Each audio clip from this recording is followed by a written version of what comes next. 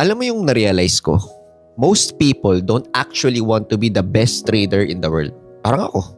Ayoko naman talaga nun. They just want to multiply their savings quietly, consistently, without trading becoming their entire life. Ako kasi ayoko naman talaga i-prove sa mga tao na ako yung pinakamagaling, ako yung smartest, ako yung pinaka-patient. Alam ko lahat ng nangyayari sa charts. Gusto ko lang naman ng something straight to the point, simple and sustainable. But when I started these profitable strategies na basic lang sa YouTube. Siyempre, nung una, excited ako. Siyempre, gusto kong makatulong sa mga tao, makapag-build na community, share ko yung nag-work kasi ayoko naman sarilihin to, di ba? So, okay na manalo tayo sabay-sabay. Pero ayun, ang daming haters. At first, hindi ko sila pinapansin kasi sabi nga nila, huwag niyo pansinin yan. Ganyan talaga, part ng kapag nakikilala ka, ganyan talaga. Pero as time goes by, biglang napapaisip ako, tama kaya sila? Masyado ba talagang simple yung strategy ko? Kailangan na ba talaga ng mga advanced na strategy na nauuso na ngayon? And that's where everything started to spiral. So, anong ginawa ko? I started learning all the complicated strategies. Yung mga complicated na mga systems, yung mga advanced setups, yung mga deeper indicators, yung mga algorithmic style analysis. And sobrang nag-iba yung motive ko. Na dati, gusto ko lang naman talaga mag-share. Ngayon, nag-share na ako para patunayan na matalino ko. Na alam ko din yan. Para ipakita sa mga haters ko na kaya ko yan, hindi ako fake guru, enough ako. Lahat ng sinasabi nyo, alam ko yan. Pero alam mo yung feeling na parang every time you trade, you're carrying a heavy backpack. You start trading not from peace, but from pressure. Yung fun, nawala. Yung flow, nawala. Yung pagtitrade, parang naging ano na lang, parang kinakalabang ko na lang talaga yung sarili ko. And lahat ng ginagawa ko, para lang ma-please yung mga haters. Then, it hit me. Hindi na ako yung strategy ko. Sobrang di na aligned. Sobrang tinry ko tumutok talaga sa charts para mas magkaroon ng sobrang malupit na RR mga 2040. Para lang mapatunayan ko na kaya ko yun. I started losing motivation. Alam mo yung tipong dati excited ka mag-charting, ngayon parang obligation na lang. Sobrang na-burnout ako. And you know that kind of burnout na hindi siya physical eh.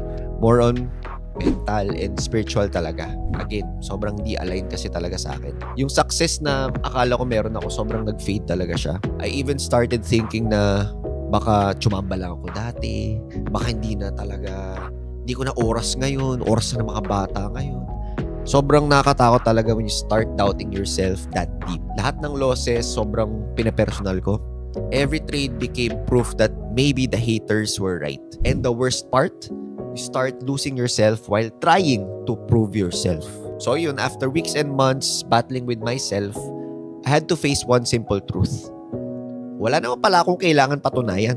I was already earning enough. I have a family that loves me. I have TMT that believes in me. And most of all, I realized trading was never about ego. It was about freedom. Nung time na naalala ko yun, I felt peace again. Alam mo kasi, sometimes yung breakthrough, hindi siya sa pag-aaral pa. Madalas, it is about unlearning the noise. Kasi yung peace, yung totoong peace, comes from alignment and not complexity. Sobrang nakakatawa lang nung na-review ko yung mga advanced systems na yun. Meron ako na-realize. The higher the risk to reward, the lower the win rate. Pero kasi sobrang ganda tingnan ng high RR, no? Kumbaga nakita mo na si Coach Shum nag 1:6, nag 1:10. Sobrang lupit niya talaga. Hindi siya fake guru. Pero kasi, pag mataas talaga yung risk to reward mo, magkakaroon ka talaga ng sobrang daming straight na losses. And syempre, sabihin nila na normal yun kasi mataas yung RR mo. So, siguro maglagay ako somewhere dito ng RR, tapos kung ano yung win rate niya, ayan. Parang sa pagdadrive lang yun eh, no? The goal kasi is not to look flashy. Overtaken mo lahat, sobrang galing mo mag-drive, panis sa'yo yung mga bus, ganyan. Yung pinaka-goal is to get home safely every day. You don't win by speeding. You don't win by staying in your lane. You win by staying in your lane, driving smoothly, and arriving in peace every day. Doon ko na-realize na consistency will always beat complexity. So, nung bumalik ako sa simple, dun sa strategy na sobrang nagre-resonate talaga sa akin, sobrang nag-fit talaga sa akin, dun bumalik yung confidence ko. Doon din ako nag-continue kumita ng malaki. And sobrang na-enjoy ko yung pagtitrade ulit. And syempre, yung pinakamagandang part, even my coaches started simplifying too.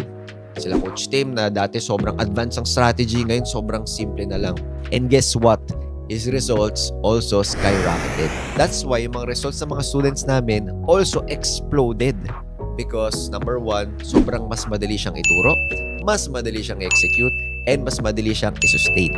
Hindi mo kailangan maging sobrang talino, hindi mo kailangan maging pinakamatalino, hindi mo kailangan yung pinakamagaling sa technical, hindi mo kailangan yung sobrang, ikaw yung pinaka duper, super duper patient. You just need a system that fits your lifestyle and your personality. Especially if busy ka. Kung sila nanonood kasi dito, mga busy professionals. Wala kang 8 hours a day to stare at charts. You just want something that works, that's simple, and that doesn't take your peace. Alam mo, sa totoo lang, sobrang dami lang sinasabi talaga ng sa social media. Sobrang noisy talaga. Everywhere you scroll, may nagsasabi na ito yung best strategy. Ganito ka lagi magkakaroon ng 1:40 RR na setup. Ito yung secret pattern na hindi sinasabi sa'yo ng mga mentors mo or ng mga hedge fund. Pero ito yung hindi mo nakikita. Hindi mo nakikita yung mga losses nila. Hindi mo nakikita yung mga mental breakdowns nila. Kaya hindi talaga pwede mag-compare. And, na-realize ko rin, I was listening too much to the noise. I focused more on the haters than on the people who actually believed in me.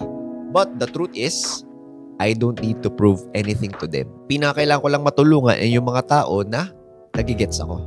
So to everyone who still believes in me, in TMT, sobrang salamat. You remind me why I started. You remind me why I'll never stop. At the end of the day, trading doesn't have to be complicated. It doesn't have to consume you.